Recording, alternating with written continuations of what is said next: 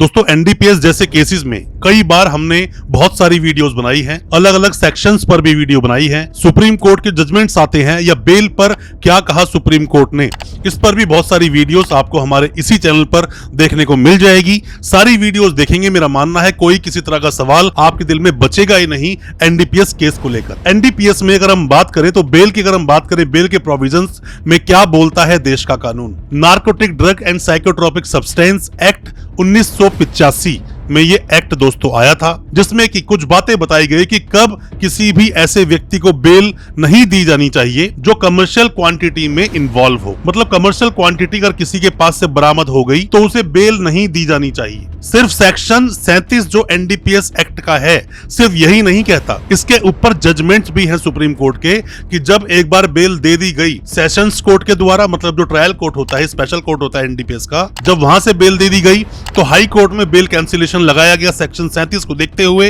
और साथ में सुप्रीम कोर्ट के जजमेंट्स को देखते हुए। और जब हाई कोर्ट ने बेल दे दी तो उसको सुप्रीम कोर्ट में चैलेंज किया गया और बेल को कैंसिल करवाया गया। आज मैं अपनी इस वीडियो के माध्यम से आपको बताऊंगा 3 ऐसी बातें कि क्यों एनडीपीएस के केसेस में जब कमर्शियल क्वांटिटी आती है तो बेल आपको नहीं मिल पाती है। ज्यादा कुछ जानने के लिए दोस्तों बने रहिए हमारे इस वीडियो के साथ। नमस्कार दोस्तों, फिर एक बार स्वागत करता हूं आप सभी का अपने इस यूट्यूब चैनल पर जिसका नाम है क्रिमिनल प्रैक्टिस और मेरा नाम है वीरेंद्र। दोस्तों एनडीपीएस को समझने से पहले आपको यह समझना चाहिए कि एनडीपीएस है क्या। एनडीपीएस मतलब कि कोई भी मादक पदार्थ या फिर कहें नशीले पदार्थों का जो भी कोई निर्यात करता है, आयात करता है, अपनी कस्टडी में रखता है या उसके पास से ऐसी बरामदगी होती है जो कि किसी भी तरह से नशीले पदार्थ है जो कि बैन किए हुए हैं अपने देश में। Narcotic drug and psychotropic substance act 1985 यही बोलता है दोस्तों। बेल लेना आसान नहीं, लोगों की बेल होती नहीं। और जैसा मैं हमेशा अपनी वीडियोस के माध्यम से आप सभी को बोलता हूं कि आपके पास कोई भी ऐसा केस आता है तो आपको बात पता होनी चाहिए कि एनडीपीएस केस में कमर्शियल क्वांटिटी में जल्दी से बेल नहीं मिलती है। आपको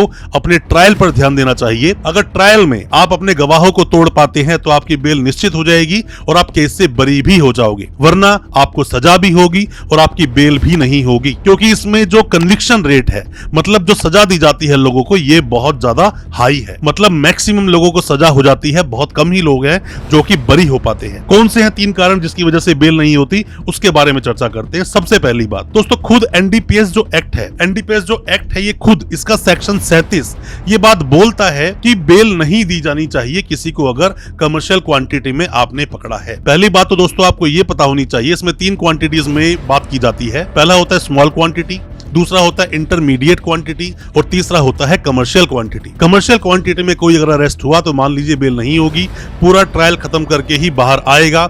बेल हालांकि आपको लगानी चाहिए, ऐसा नहीं कि बेल आप बिल्कुल ना लगाएं, बेल लगानी चाहिए। बेल आपकी बिल्कुल हो सकती है, बट वहां ग्राउंड्स बनाने पड़ते हैं। सेक्शन 37 क्या बोलता है मैं इंग्लिश में पढ़ के पहले आपको बताता हूं, वो इजीली आपको समझ आएगा। नहीं समझ आएगा तो हिंदी में ही बताएंगे। Section 37 states that bail should not be granted to an accused unless the accused is able to satisfy. मतलब कि जब तक बेल नहीं दी जानी चाहिए किसी भी एक्यूज को जब तक कि वो सेटिस्फाई ना कर दे 2 बातों के लिए 2 कंडीशंस हैं, कोर्ट को सेटिस्फाई करना पड़ेगा। क्या? Reasonable ground for believing that the accused is not guilty. सबसे पहली बात तो आपको ये प्रूव करनी पड़ेगी और कोर्ट को विश्वास दिलाना पड़ेगा कि जो व्यक्ति जिसको अरेस्ट किया गया है वो नॉन गिल्टी है, मतलब कि उसने अपराध किया ही नहीं, जो बहुत ही ज्यादा मुश्किल बात बन जाती है किसी भी वकील साहब के लिए। जब कोर्ट में खड़े होकर जिरा करते हैं वक्त लगता है और अक्सर मैंने देखा है कमर्शियल क्वांटिटी में ही क्यों ना कोई व्यक्ति पकड़ा गया हो, फैमिली वाले बहुत जल्दबाजी करते हैं, बेल लगाओ बेल लगाओ बेल लगाओ, बार बार बेल लगाते हैं, सुप्रीम कोर्ट तक जाते हैं, डिसमिस करा के बेल वापस आ जाते हैं और कुछ उन्हें मिलता नहीं। तो पहली बात तो यह है कि आपको अपने कोर्ट को सेटिस्फाई करना पड़ेगा कि आप नॉन गिल्टी हो, आपने अपराध नहीं किया है। देखो दूसरी बात यह बोलता है कि कोई भी व्यक्ति ऐसा कि जो अब दोबारा फ्यूचर में ऐसा अपराध नहीं करेगा, जो कि अनसर्टेन है, इस पर आप प्रेडिक्ट नहीं कर सकते, भविष्यवाणी नहीं कर सकते किसी की कि वो फ्यूचर में अपराध नहीं करेगा। तो दूसरी बात तो आप फुलफिल करो ना करो बात अलग है, पर पहली बात ही इतनी ज्यादा सीरियस बन जाती है कि किस तरह से आप कोर्ट में ये प्रूव करेंगे कि आपने अपराध नहीं किया। अब आप अलग अलग ग्राउंड बनाकर बेल लेने चले जाते हो और बेल आपको नहीं नहीं मिलती है। सबसे पहले ट्रायल पर ध्यान दो, वरना आपकी बेल नहीं होगी, आप केस लड़ते रहोगे और एंड में सजा हो जाएगी। मैं आपको बार बार समझाता हूं, बस पैसा खर्च करते रहोगे। मैं आपको कुछ एग्जांपल से समझाता हूं दोस्तों। अगर पैसे से ही आप कोर्ट को खरीद सकते या पैसे से ही केस को खत्म कर सकते या बेल ले सकते, तो इतने बड़े बड़े नाम जो कि जेल में है, सजा हो गई। जैसे बापू आसाराम है, या फिर हम राम रहीम की बात कर लें, या फिर हम बात कर लें नीरव मोदी की जो देश छोड़कर भाग गया, और भी ऐसे कई लोग जो देश छोड़कर भाग गए। तो मतलब पैसा देकर आप बेल नहीं ले सकते, पैसा देकर आप केस खत्म नहीं कर सकते, पर हाँ पुलिस की इन्वेस्टिगेशन को बायस जरूर करा सकते हो, छेड़छाड़ करा सकते हो, वो बात अलग है। बट कोर्ट में जैसे ही आओगे वहां पर चीजें बड़ी क्लियर हो जाती है। दोस्तों, आप में से कोई भी लॉ स्टूडेंट है, कोई भी नए वकील साहब हैं, अभी आपने अपनी वकालत शुरू की है, मतलब प्रैक्टिस शुरू की है, या आप में से कोई भी आपका सगा संबंधी जानकार कोई भी जेल में है, या फिर आप पर कोई भी एनडीपीएस केस हुआ है, वीडियो बहुत आपके काम का है, वीडियो को पूरा देखें। और भी हमारी बहुत सारी एनडीपीएस पर वीडियोस हैं, उन्हें भी देखोगे तो एनडीपीएस के बारे में बहुत डिटेल में चर्चा की है, आप जान पाओगे। हम अपने सभी प्रैक्टिकल एक्सपीरियंस को आपके साथ साझा करते हैं, क्या कुछ होता है कोर्ट में। कोई भी किसी भी तरह की ऑनलाइन कंसल्टेंसी लेना चाहते हैं, दिए गए नंबर पर व्हाट्सएप करें, आपको रिप्लाई जरूर आएगा। हो सकता है हमारी किसी सलाह से आप अपने केस से बाहर निकल सके। अब हम बात करते हैं दूसरे मुद्दे की कि क्यों आपको बेल नहीं मिलती है। दोस्तों, कभी भी आप सेशन कोर्ट से बेल ले लोगे ना, तो आपकी 100% स्टेट आपकी बेल को अपोज करने के लिए, मतलब बेल को फिर से कैंसिल कराने के लिए हाई कोर्ट जाएगा, और हाई कोर्ट से आप बेल ले लोगे तो सुप्रीम कोर्ट जाएगा। मतलब एनडीपीएस वालों के लिए ये डगर बिल्कुल भी आसान नहीं है।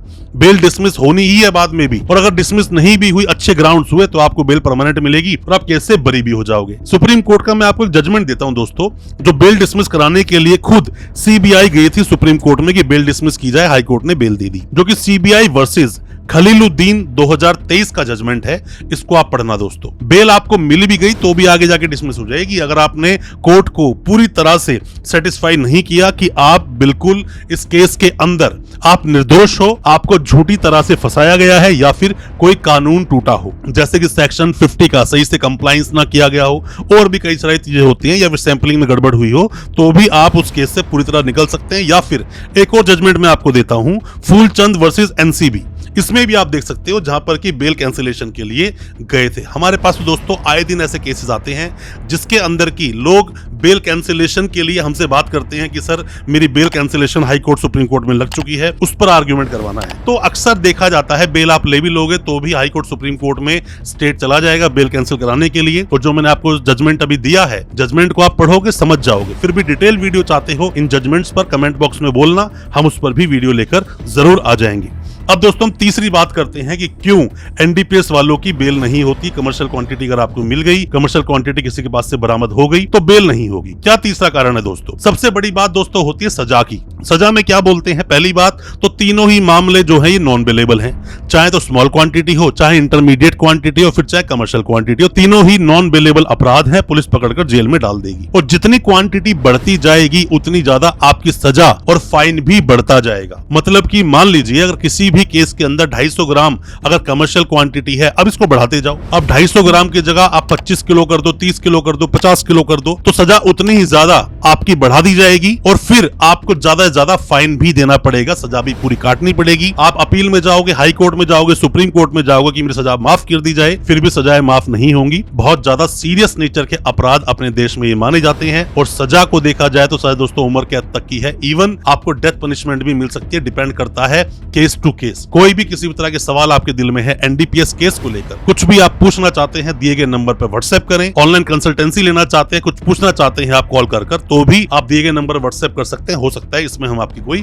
मदद कर सके। अच्छा लगा आज का हमारा वीडियो? हमारी वीडियो को ज्यादा से ज्यादा अपने दोस्तों, परिजन, परिवार तक शेयर करें ताकि वो भी अपने आप को कानूनी जानकार बना सके। चैनल को सब्सक्राइब करना बिल्कुल ना भूलें, साथ में लगा बेल आइकन जरूर दबा दें ताकि इसी तरह की लीगल अवेयरनेस की वीडियोस आप तक पहुंच सके सबसे पहले। बहुत बहुत शुक्रिया दोस्तों, धन्यवाद हमारे इस वीडियो के साथ बने रहने के लिए।